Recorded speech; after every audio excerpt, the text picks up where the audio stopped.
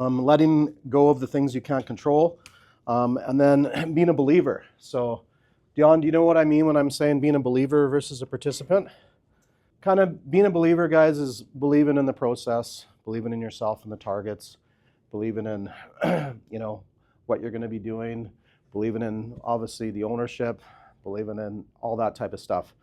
Now, this statement is really important if you're going to be a believer, and a lot of people sometimes can get it wrong. Being a believer means you're focusing on what you can't see. Too many people focus on what they can see.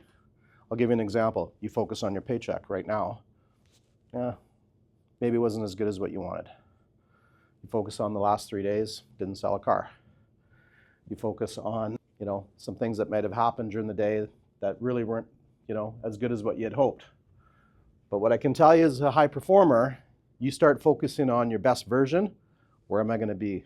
How many, seeing yourself, like, what does it look like when I sell 20 cars in a month?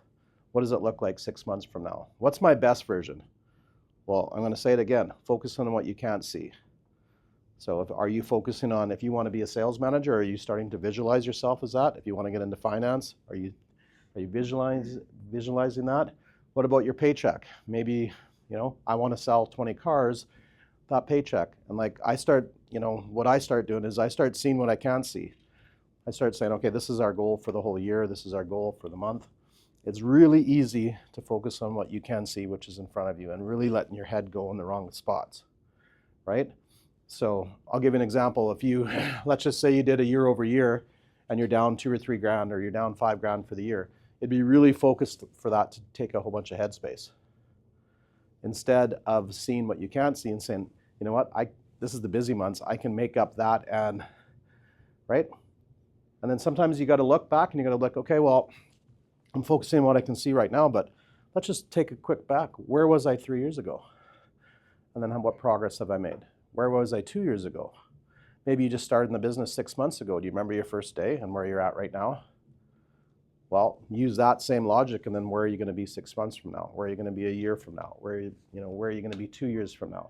Maybe you want to buy a house. How does that visualize? So you look at what you're making right now, and then you start seeing what's next, right? So that's what I mean about being a believer, right? You got to really believe it. And guys, I don't want to like date myself here and like be egotistical when I say that, but I was right there where you guys are sitting. I'm a first generation high performer car guy. I sold cars, started in the car business, selling cars.